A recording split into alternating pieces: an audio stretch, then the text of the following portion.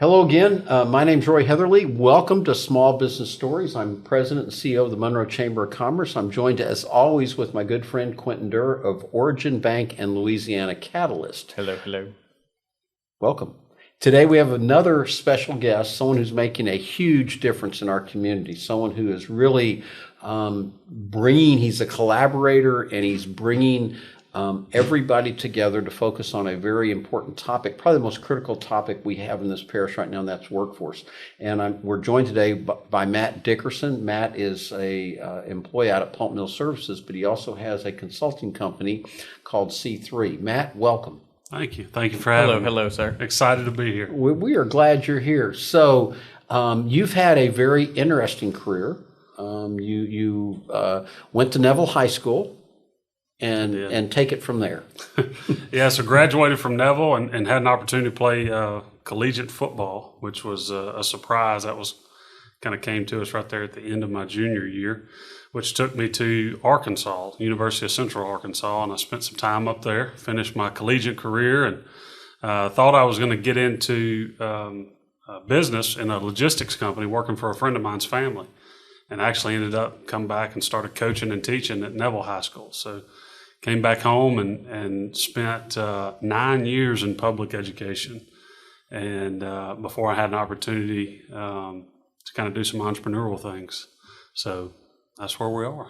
So you left city schools. Yep. and joined, tell us about Legacy Metalworks a little bit. Yeah, so I was still working with the school board, and I started a side hustle, as most educators do, right?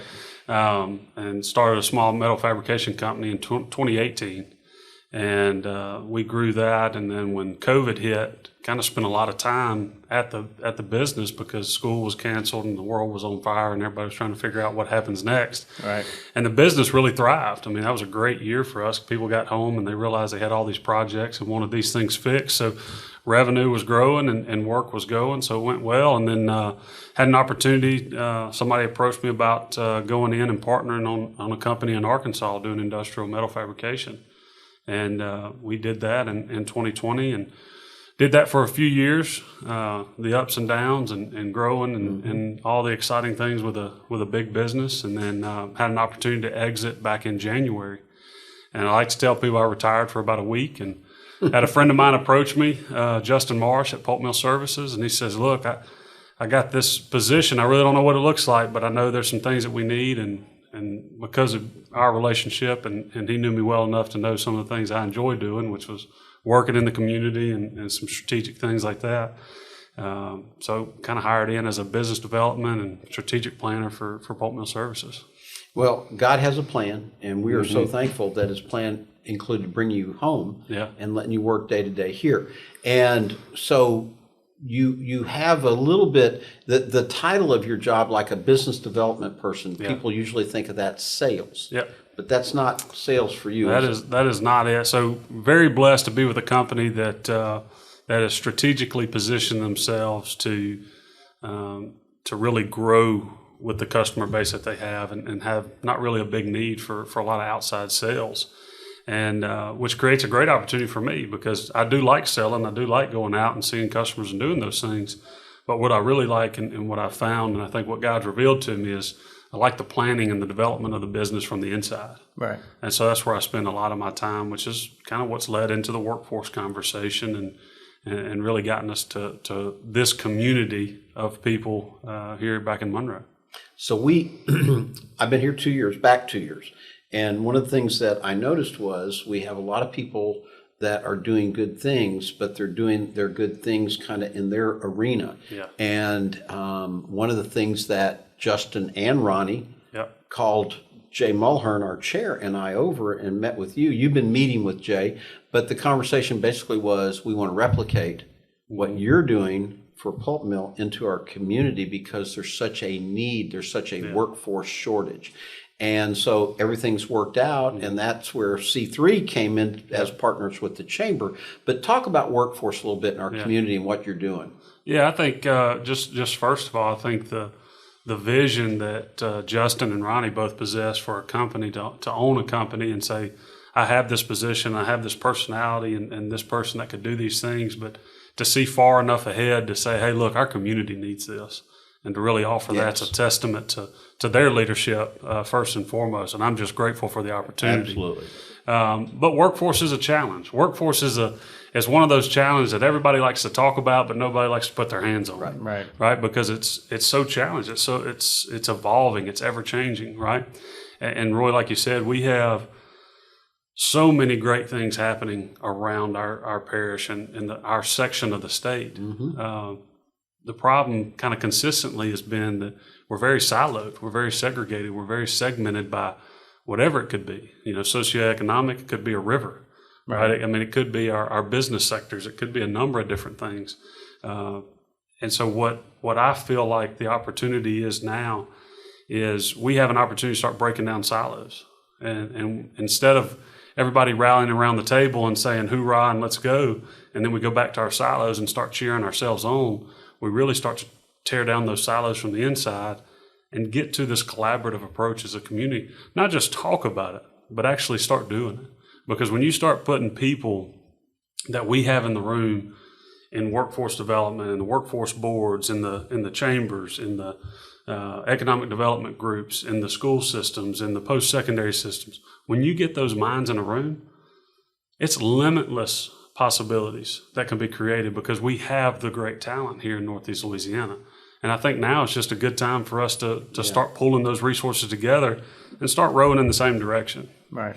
One of the unique things that makes you a great fit for what you're doing right now is that not only are you from here and you know people and you're respected throughout the manufacturing base here and business, but you have that same respect with like K through 12 and the higher ed institutions.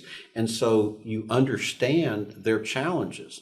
And part of the problems in the past is that we've not really understood those challenges that they have, but you've got everybody now at the table and we're addressing everybody's challenges together. And it's really great. So good for you.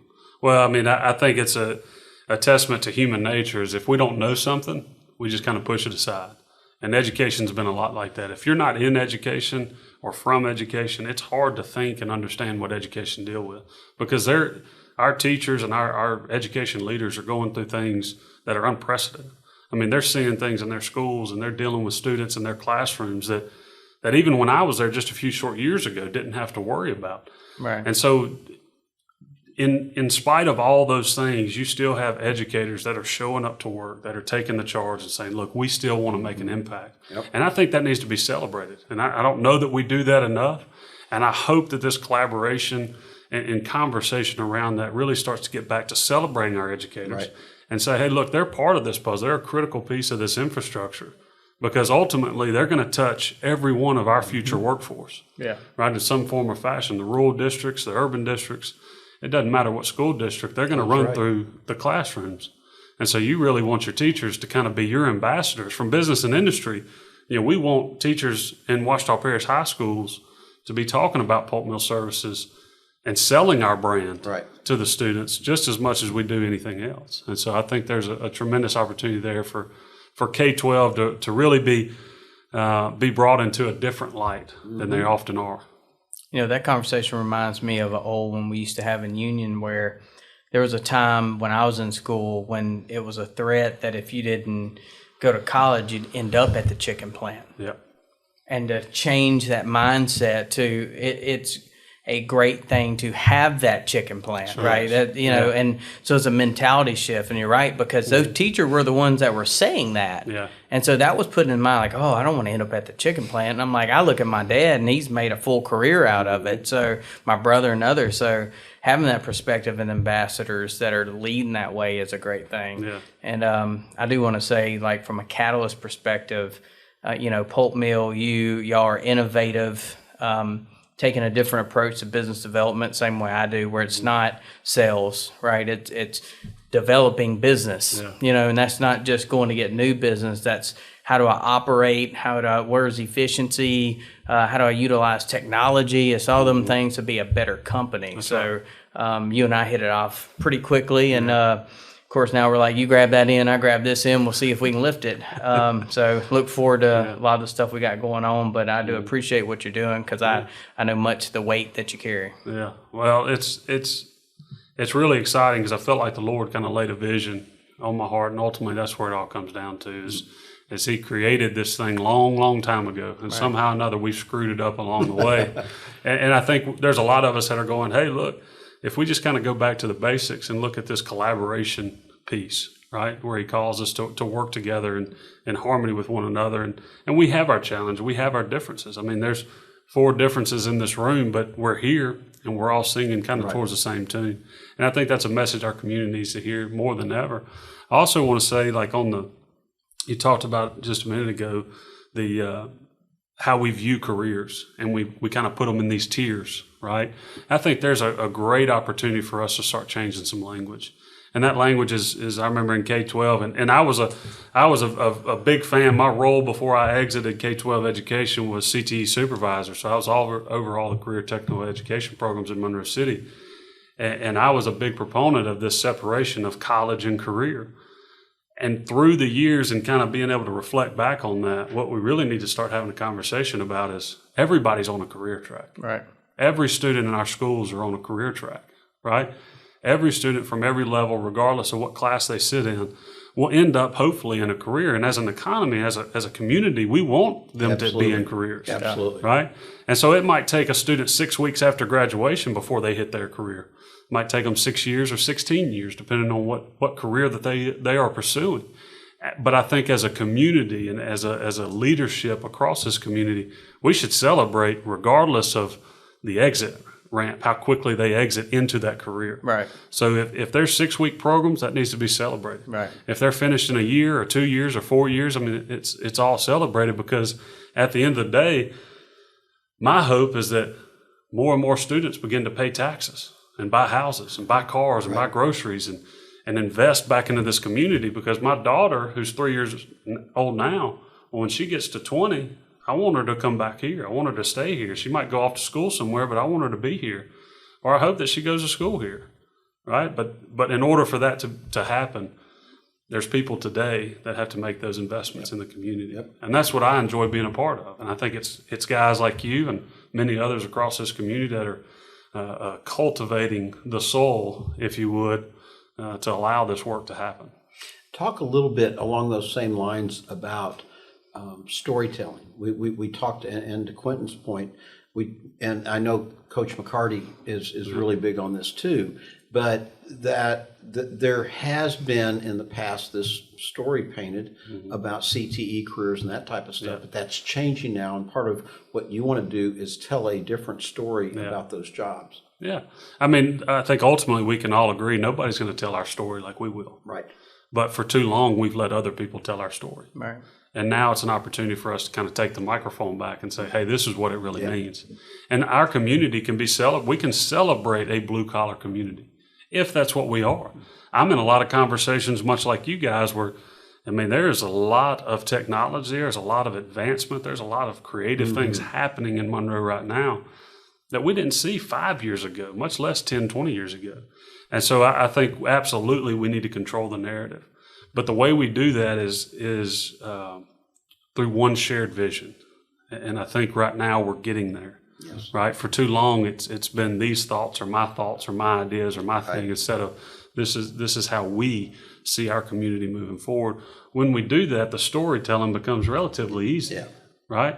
Because it's all based on the betterment of the whole. It's kind of like that high tide rise, right? Everybody rises when it comes to, all the boats rise when the tide begins to rise. I think that's the message that we want to send out. So you put together, you and Coach McCarty put together what he called a Hail Mary. Yeah. And at Neville High School, right at the end of the school year, you did a presentation to the seniors, but then that night you brought in, I don't know how many businesses were there, and presented to seniors and their parents. And I want you to talk about that a little bit, but Quentin, I'll tell you, at the end of the night, there were parents who were going up and saying, I think I could do that job, and it was really, and Doretha Bennett, Workforce 81, she came up and she said, I think we might have found what we do. We found what works because everybody was so pumped. There was 250 plus jobs presented that night, non-health, and another 250 from health. Anyway, talk to us about that. Yeah, so when I kind of came back into Monroe, I went back to Mickey, and Mickey is a hero of mine. I have a tremendous amount of respect for Coach McCarty, and he's always had an impact on my life. And so I really went to catch up and say, hey, I'm back in town. We're looking for people at Pulp Mill. What students you got graduating? Love to sit down and visit with them.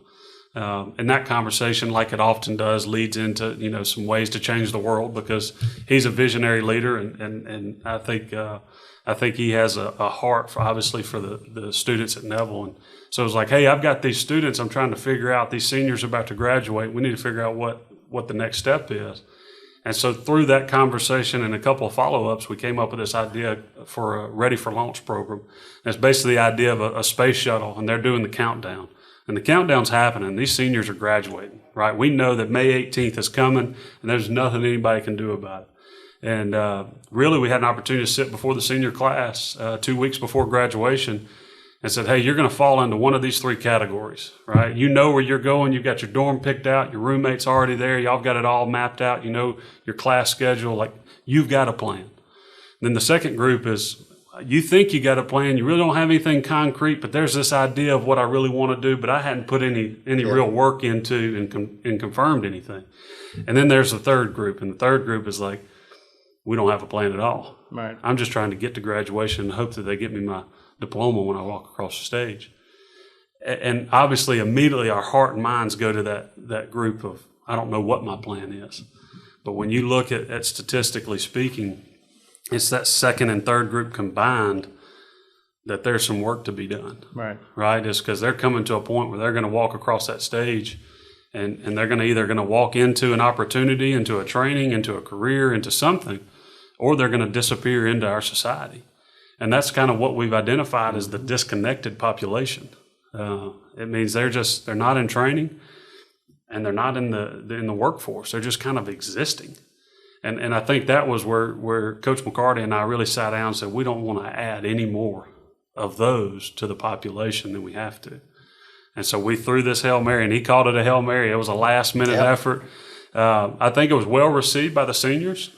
Talked to a few of them right there immediately after. Had a couple of guys that were like, look, I was going to Texas to go to this training program, but maybe I stay here and do something. So, and then later on, we had an opportunity to kind of share that same presentation with parents.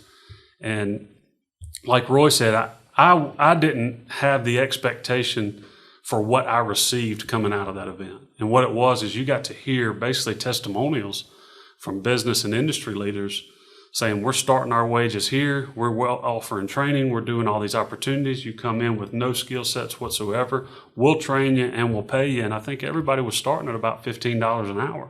Yeah. And that was across any sector. Right. Right? And so I think it was a huge wake-up call, even for myself and Roy and a couple others that we talked to.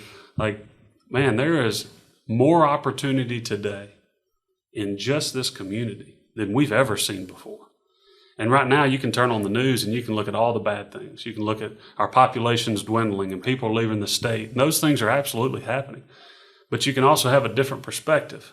And the perspective is there's more opportunity today if you're willing to work and invest back into the community than there's ever been. Yes. And I think that's what wakes me up in the morning. That's what gets me excited. That's why I love having conversation with guys like you, because you see that perspective. Right. We can look at the doom and gloom and lock ourselves in the closet and say, this is the best it's ever going to be. Or we can say, look at the amount of opportunity before us. And I think that's the message that we want to share. And it was seniors 2 weeks before they graduated. Well, the target is younger than that. Right. But the success of that night and that day was amazing. And that just gave everybody was encouraged to say, we're rocking. And you're right, the business people, they were excited and they were enthused. St. Francis was there. They were excited to hear what James Machine Works doing, and James Machine Work was excited to hear what Neighbors Cookie Doughs. Everybody was. It was really a fun time. I'm going to shift gears on you a little bit as I'm thinking through that. Talk about NELAMAC. Yeah, so NELAMAC is the Northeast Louisiana Manufacturing Alliance and Consortium, and we call it NELAMAC for obvious reasons, right? Because it's a mouthful. But it's a group that was kind of stood up in October of last year, and I joined through Pulp Mill. Pulp Mill was a part of the original group, and then once I came on board, kind of took over representing Pulp Mill for NELAMAC, and it's a group of industry. Industrial companies, manufacturing companies across Northeast Louisiana that have come together and say, look, we have a critical problem and workforce is a critical problem. And in those conversations, like most business leaders do, is you start to see what the problem is, right? And a lot of it was awareness. Most people don't know what companies are here. Right. We've got a list of companies, 46 companies, that if you didn't have that list and didn't see that list, you'd go, there's no way that company's here. Oh, yeah. And so we've kind of targeted as a group, we've identified a couple of areas. Number one, the marketing and branding of manufacturing and the need for that in Northeast Louisiana. Nothing other than just telling our story. Right? Nobody's going to talk about manufacturing better than manufacturers, because that's what we do day in and day out. And so we were able to put together kind of a marketing and branding type package that we want to roll out to the community specifically for manufacturing. The other one is we identified the need for a workforce.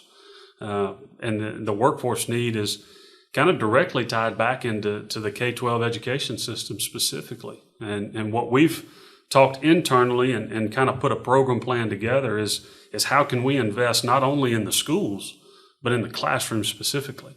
Yes, we want to sponsor your little league teams, and we want to put the banners on the football fields and the football programs. Yeah, we want to continue to do those things, but we also want to be a resource for the career exploration teachers, the teachers that are talking about manufacturing, for that 3 weeks or 4 weeks throughout the year that they roll through that curriculum. We want to invest in that classroom, and so we've got some initiatives behind that. And then going a step further, kind of younger generation, is some work with the Children's Museum, is investing in the new Children's Museum. I'm sure y'all have had people talk about that and the opportunity there. Is they've got a section cordoned out for manufacturing, and obviously NELAMAC wants to be represented in that. And so what we've identified is a group of business leaders that not only want change, but want to be a part of change. Right. And I think that's a strong statement. And just to share kind of one of the early successes that we've had was we put a proposal together and submitted it to the Ouachita Parish Police Jury for some funding, and that funding was approved. And just very, very encouraging feedback from the police jurors, right? Like, we love what you're doing. And I think it was a strong statement between private business and public partners. Yep. Because they came to us after we'd kind of shared, our vision for what we wanted to do, and they had no critiques. They didn't want to come in and change our plan or adapt our plan or take over the initiative.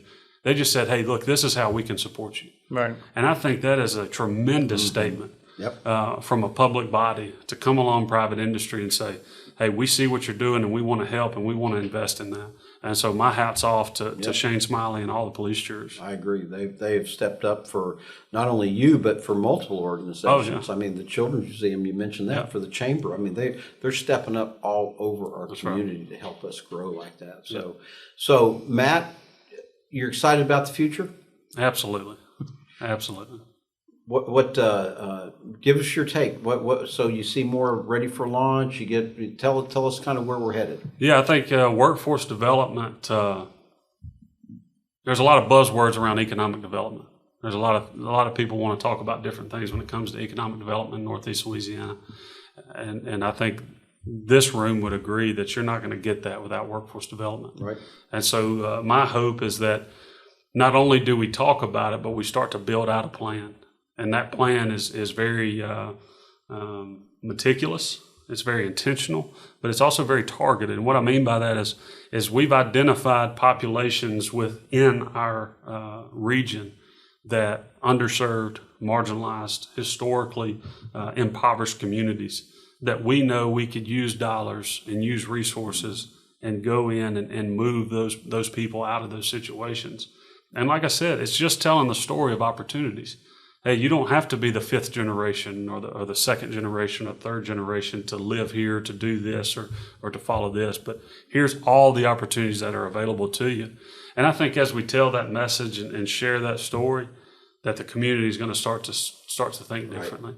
Because hope is something that we all strive for. There you go. Right? Right there. There's a personal need in each of us to kind of have hope and want more hope. And I think when we start to meet the physical needs of people, we get an opportunity to minister to the spiritual needs as well. And I think that's what's going to change the community. I start most of my conversations or my talks with Jeremiah 29:11. Mm-hmm. You know, for I know the plans I have for you, declares the Lord, plans to prosper you, not to harm you, plans to give you hope in a future. Matt, you're one of the huge reasons I think our community has hope, because you are taking that message and you're making it happen. You're changing lives every day, and we really appreciate it. And we appreciate you joining us today too, because I know you've had a busy day. But you know, taking time to tell the story and let people know what's going on, it's really important. And so, thank you for joining us. And Quentin, any last words? You know, I just appreciate everything and highlighting Made in Monroe, you know, and Western Monroe. I know that gives people something to be proud about. That's right. So. Well, thank you for having me. Will you promise to come back and give us an update? Absolutely. Whenever you have a space for me. Okay, thank you. We've been talking with Matt Dickerson, who's with Pulp Mill Services and C3 Consulting. We've been talking workforce and other great things going on in our community. Anyway, this has been Small Business Stories. I'm Roy Heatherly. That's Quentin Durr. Thanks for joining us.